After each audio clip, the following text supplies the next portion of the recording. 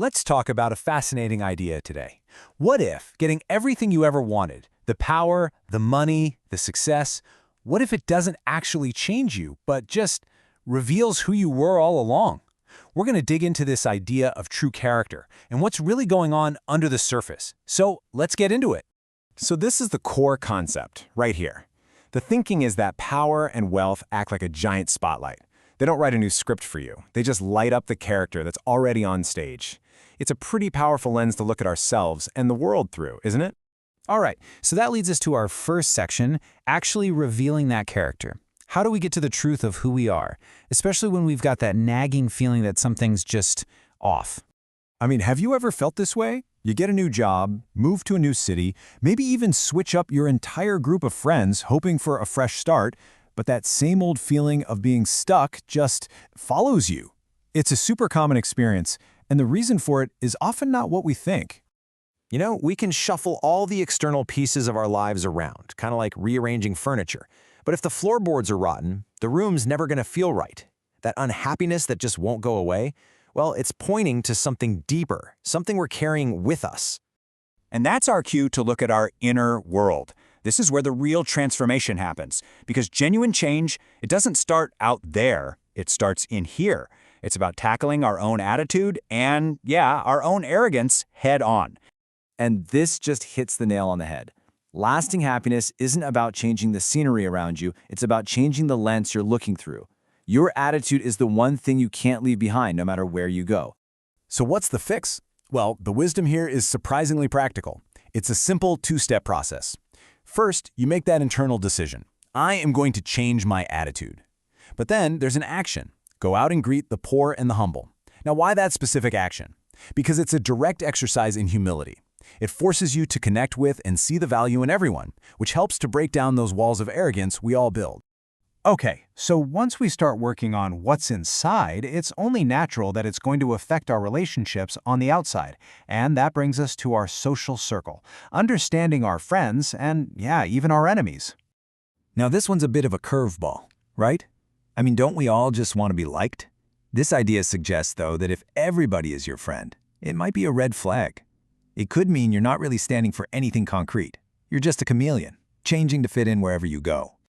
And on the flip side of that coin, having some enemies, people who disagree with you on principle, is actually seen as a sign of integrity. Look, this isn't about being difficult just for the sake of it. It's about having convictions. You know, like when you advocate for a project you believe in at work, even if it's not the popular opinion. The point is, if you stand for something real, not everyone's going to like it, and that's okay. It's a sign you've got a backbone. This is so important. When it comes to our friends, our real friends, how do we know who's who?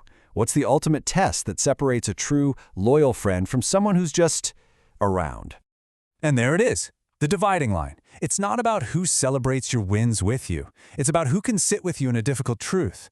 A real friend is someone who stays even when you have to tell them something they don't want to hear, or when they have to do the same for you. Their loyalty is to you, not to keeping things comfortable. This gives us a pretty clear rule for navigating those tricky social situations.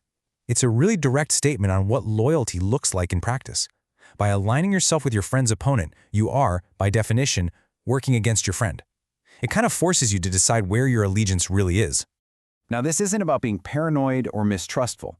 It's about being wise.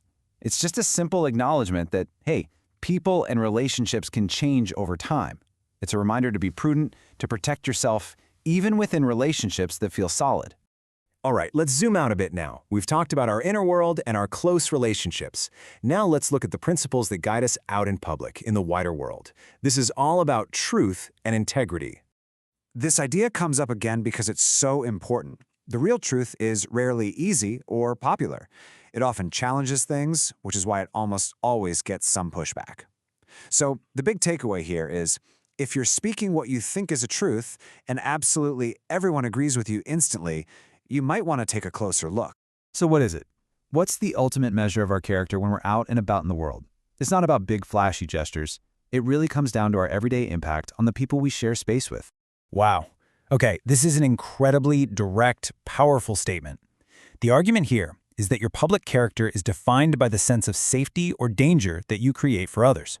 If your presence makes someone feel so unsafe that they have to physically change their path to avoid you, then this wisdom says that's a total failure of character, no matter who you are. And this section on integrity wraps up with the tools we use constantly, our words. We tend to forget how powerful they are, but they are literally the things we use to build up our world and the world of those around us, or to tear it all down. This just says it all, doesn't it? It's about the dual power of language. With the very same tool, our voice, we can connect with someone and lift them up, or we can cause real, lasting pain. Having real integrity means we understand that power, and we use it carefully and with good intention. And so here we are, right back where we started. This has all been about what's behind the mask. So I'll leave you with a question to think about. If everything was stripped away, your job title, your bank account, your reputation, what would be left? If you were unmasked today, what would the world see?